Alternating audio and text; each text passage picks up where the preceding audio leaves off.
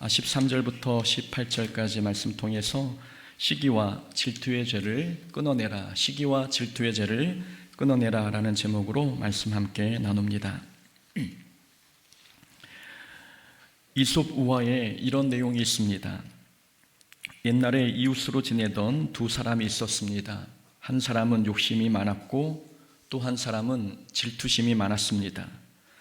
어느 날 신이 나타나 두 사람에게 말했습니다. 너희들의 소원을 들어주겠다. 하지만 내 이웃에게는 너가 말한 소원의 2배를 주겠다라고 이야기했습니다.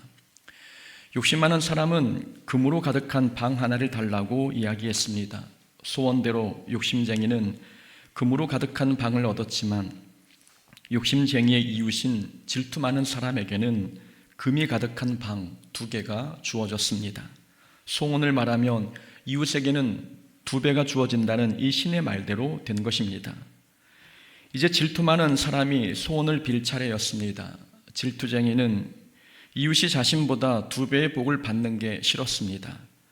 이웃이 자신보다 2배의 복을 받는다, 이건 생각만 해도 질투가 나서 견딜 수가 없을 것 같았습니다. 그래서 질투쟁이는 신에게 이렇게 소원을 빌었습니다. 신이여, 제 한쪽 눈을 멀게 해주세요. 그 결과 질투쟁이는 한 눈을 잃었고 그 이웃은 2 눈을 잃게 되었습니다. 시기 질투의 특징을 잘 보여준 우화입니다. 시기 질투는 자기 눈 하나를 잃더라도 상대방의 2 눈을 잃게 만들고 싶은 마음입니다. 곧 자신이 손해보더라도 상대방이 불행해지기를 바라는 감정이 시기 질투입니다. 욕심보다 훨씬 더 무섭고 파괴적인 죄입니다. 그래서 시기 질투에 별명을 붙인다면 저는 이 시기 질투를 영적 가미카제라고 붙이고 싶습니다. 자신을 희생해서라도 상대를 파괴하려는 전술이 가미카제 아닙니까? 시기심은 자기 영혼에 폭탄을 매달고 달려드는 가미카제와 같습니다. 가미카제가 폭발할 때 가장 먼저 죽는 건 자신입니다.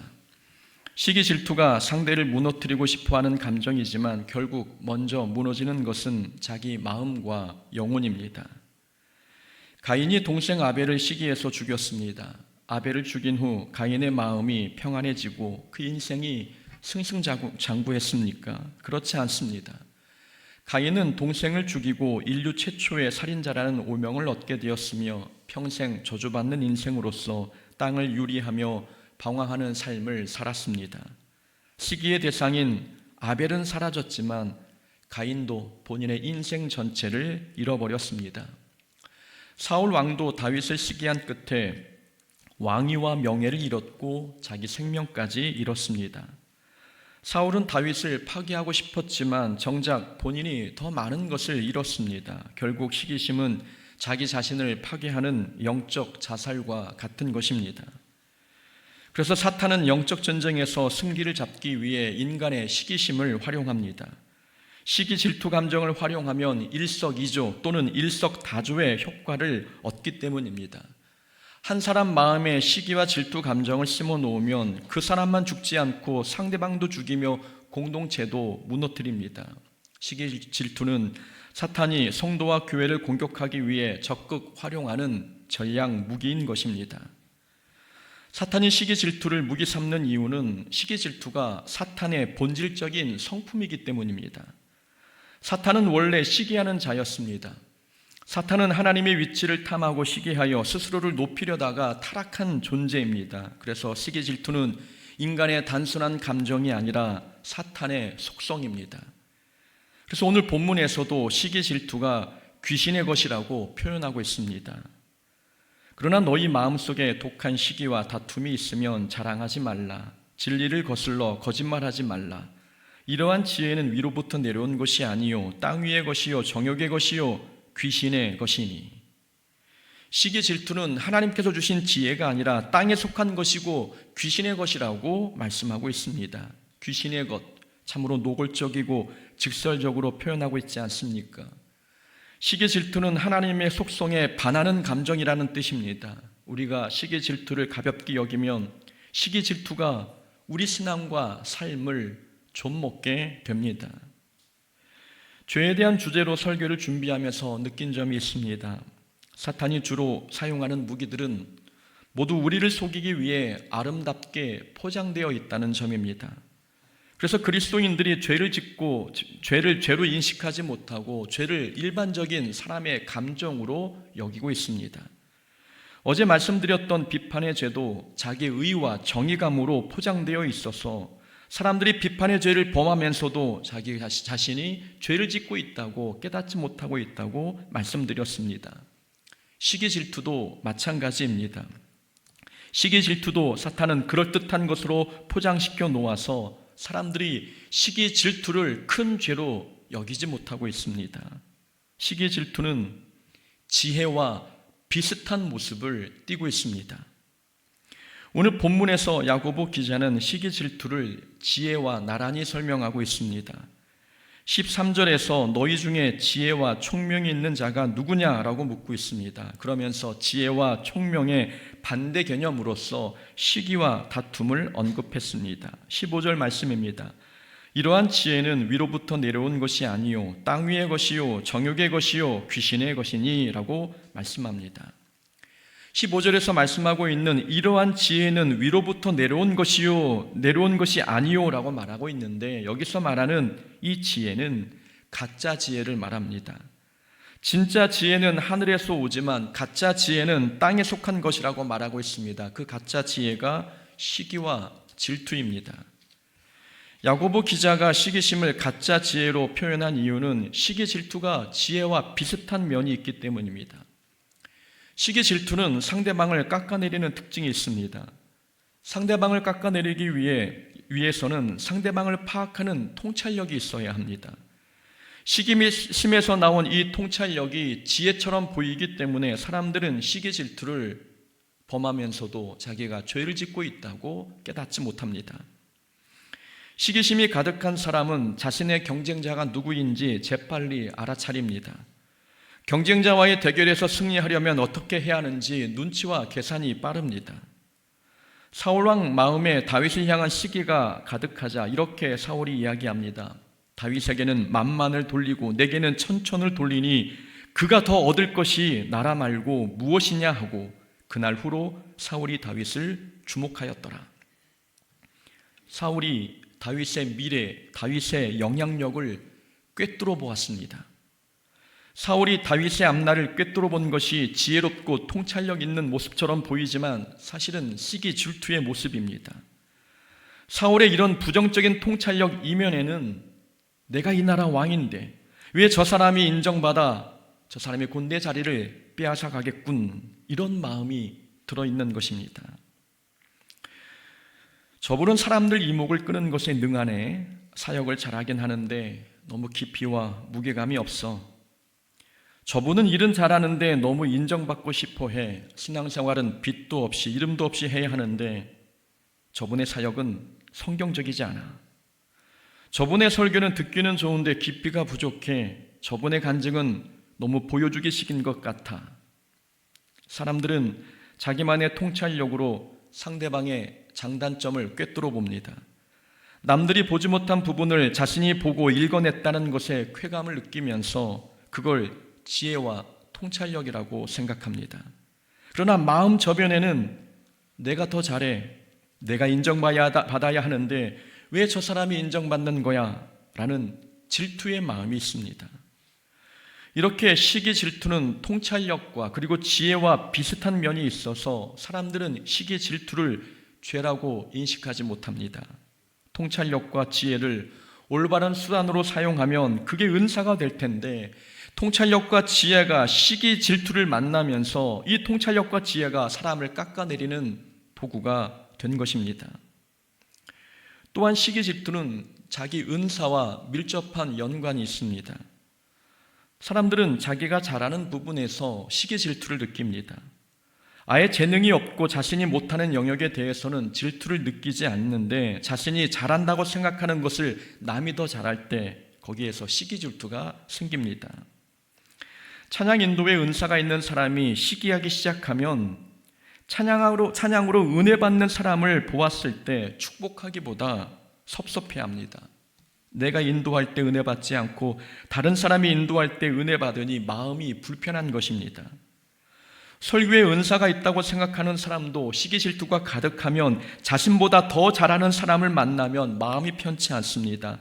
다른 사람 설교에 더 크게 아멘하고 은혜 받으면 감정이 상하고 그래서 상대방의 허점을 찾아 비방하기 시작합니다. 그러면서 시기 질투를 당연한 감정으로 생각합니다. 은사가 있으니 시기 질투도 하는 것이라고 당연하게 생각합니다. 다른 사람은 이 부분에 은사가 없으니 아무런 감정이 없겠지만 자신은 은사가 있어서 그 부분에 대해서 누구보다 잘 알고 있어서 질투도 시기도 하는 것이라고 생각합니다. 또 시기 질투가 있어야 성장할 수 있다는 세속적 가치관을 주장하기도 합니다. 시기 질투를 일종의 동기부여의 수단처럼 여기는 것입니다.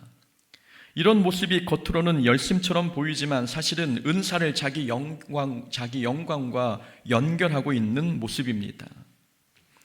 세상에서는 시기 질투가 성장의 동력이라고 말합니다. 물론 시기 질투를 느끼면 그 감정을 발판 삼아 성장하려고 노력할 수는 있습니다. 그러나 세상에서 말하는 성장은 실력과 능력의 성장입니다. 그러나 우리가 말하는 성장은 신앙과 믿음이지 않습니까? 신앙 성장의 목적인데 시기 질투를 신앙 성장의 동기부여 수단으로 삼을 수 있겠습니까?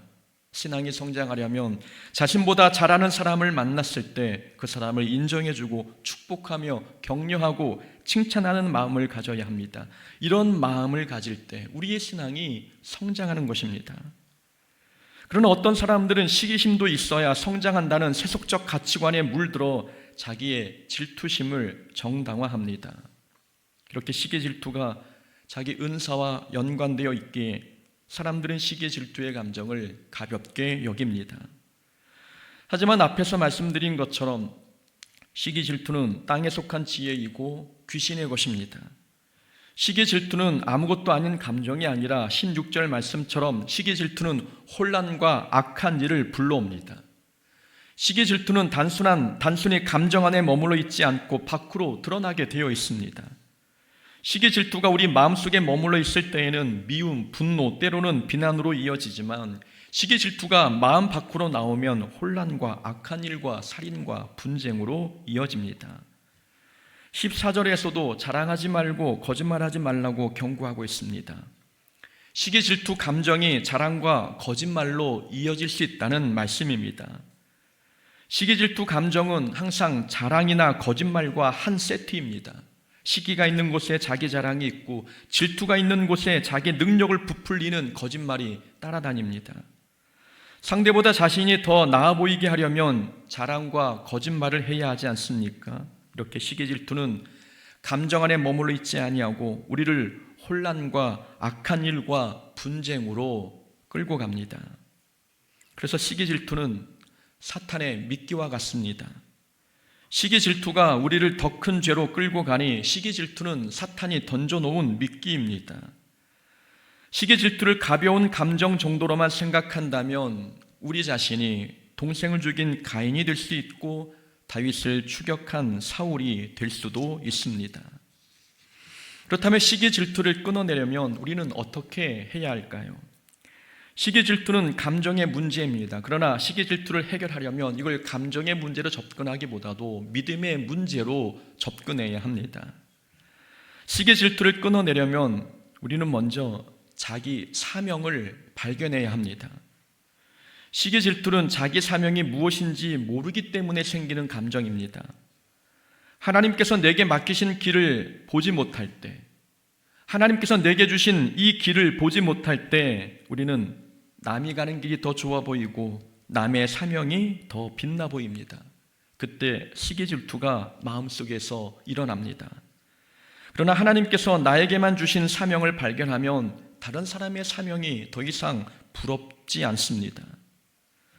사도 바울이 감옥에 갇혔을 때 어떤 사람들은 바울이 갇힌 틈을 타서 경쟁심으로 복음을 전했습니다.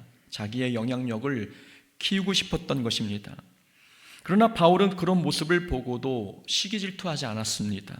그러면 무엇이냐?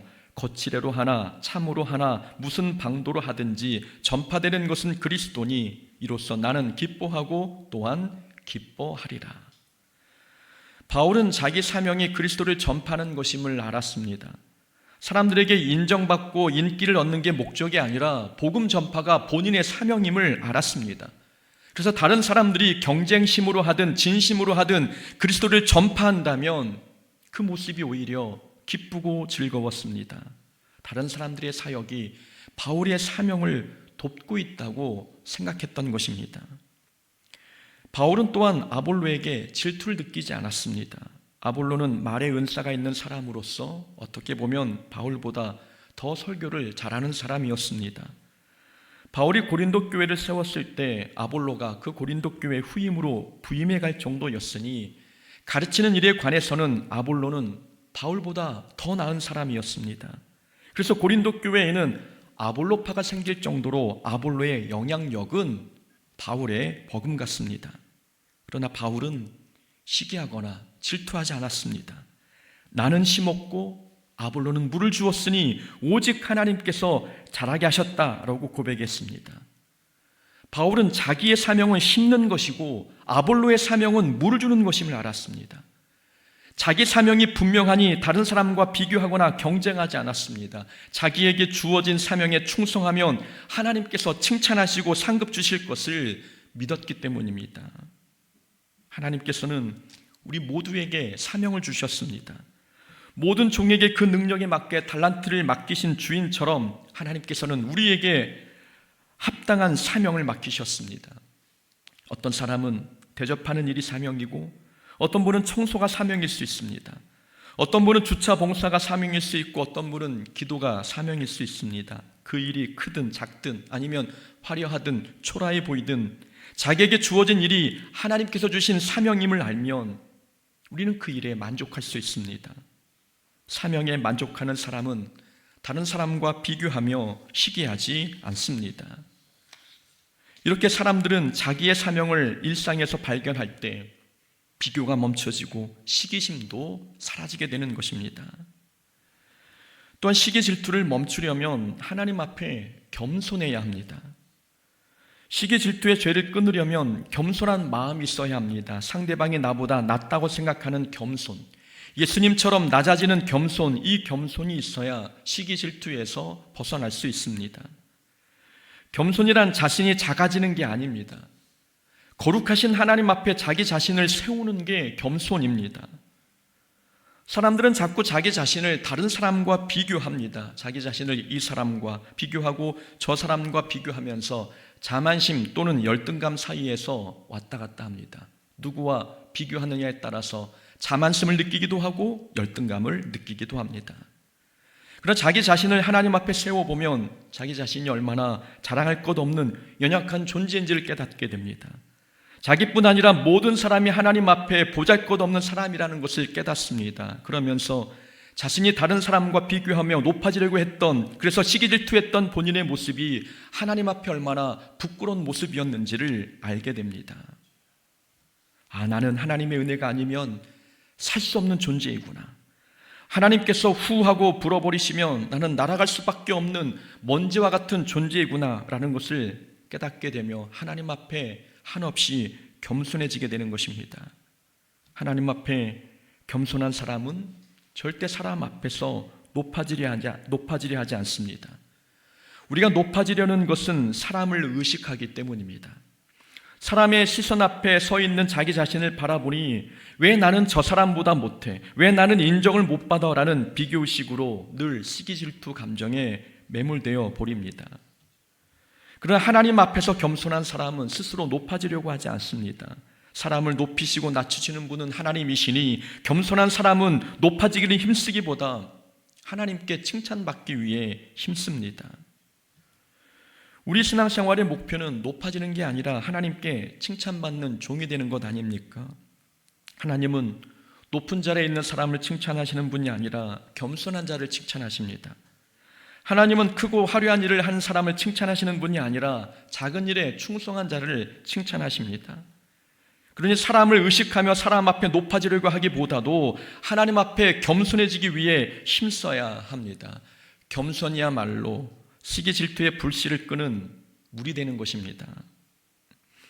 시기 질투의 죄를 끊어내려면 우리가 하나님께 얼마나 귀한 존재인지 기억해야 합니다. 사실 시기 질투는 남이 잘 되었기 때문에 생기는 감정이 아닙니다. 내 안이 공허하기 때문에 생기는 감정이 시기 질투입니다. 배고픈 사람이 늘 누군가의 것을 탐내듯이 속이 허기진 사람은 다른 사람이 가진 것을 늘 부러워합니다. 그러나 영적으로 배부른 사람은 남이 어떤 능력이 있든 무엇을 먹고 무엇을 어디를 가든 부러워하지 않습니다. 우리는 하나님의 자녀입니다. 하나님은 우리를 얻기 위해 예수님을 십자가에 내어주셨습니다. 우리를 예수님의 생명과 맞바꿀 정도로 우리는 귀한 사랑을 받은 가치 있는 존재입니다. 그런 우리가 왜 남들보다 더 갖지 못한 것 때문에 시기하고 남들보다 더 높아지지 못한 일 때문에 질투하고 있습니까? 하나님의 자녀인 우리가 세상 물질로 만족할 수 있겠습니까? 세상의 어떤 성공이나 소유도 우리를 만족시켜 주지 못합니다. 우리를 만족시켜 주시는 분은 우리의 영적 배를 불리게 하시는 오직 하나님뿐이십니다. 세상의 것은 가지면 가질수록 비교를 낳지만 하나님의 사랑은 받으면 받을수록 만족과 기쁨을 낳습니다. 비교는 우리를 공허하게 하고 배고프게 만들지만 하나님의 사랑은 우리 마음을 영원히 배부르게 해서 세상의 것을 탐내지 않게 만듭니다. 이런 마음 속에 어찌 시기질투의 감정이 생기겠습니까? 다윗도 고백하기를 여호와는 나의 목자시니 내게 부족함이 없도다라고 고백했습니다. 하나님 한 분만 계시면 아무 것이 없어도 부족함이 없다는 고백입니다. 세상 사람들은 더 많이 갖고 더 많이 인정받아야 만족해하지만 우리는 하나님께서 하시는 말씀, 사랑한다, 사랑한다 아들아, 사랑한다 딸아라는 이 말씀만 해주셔도 우리는 세상을 다 가진 것처럼 만족해야 합니다. 그러니 더 이상 세상의 것에 목말라 하며 비교하고 시기하며 질투하지 말아야 합니다. 우리는 존재 자체만으로 하나님께 귀한 존재입니다. 그리고 우리는 하나님께 늘 이렇게 기도해야 합니다. 하나님, 주님 한 분이면 충분합니다. 세상에 무엇과도 바꿀 수 없는 주님의 사랑 앞에 저는 질투하지 않겠습니다. 왜냐하면 저는 이미 주님 안에서 가장 귀한 자녀가 되었기 때문입니다. 이것이 우리의 기도가 되어야 되지 않겠습니까? 시기와 질투는 단순한 감정이 아닙니다. 그것은 사탄이 성도를 넘어뜨리기 위해 던지는 미끼이며 영혼을 무너뜨리는 가짜 지혜입니다. 그러나 우리는 이미 하나님의 사랑받는 자녀입니다. 하나님은 우리를 위해 예수 그리스도를 내어주셨고 우리는 그 사랑 안에서 이미 모든 것을 가진 영적으로 부유한 사람입니다. 그러니 더 이상 비교하지 마시고 더 이상 질투하지 마십시오. 내가 누구인지, 하나님 안에서 누구인지를 기억하십시오. 그리고 나서 우리는 이렇게 고백해야 합니다. 하나님, 주님 한 분이면 충분합니다. 주님 한 분이면 충분하니 시기하지 않겠습니다. 나는 이미 주님 안에서 가장 귀한 자녀이기 때문입니다. 라는 이런 고백을 할 수 있는 자가 되어야 합니다. 시기 질투를 끊어내는 것만이 옛사람을 벗고 새사람을 입는 길입니다. 그런 하루 되기를 주의 이름으로 축원합니다. 아멘. 우리 함께 찬양 부르고 우리 말씀 붙잡고 함께 통성으로 기도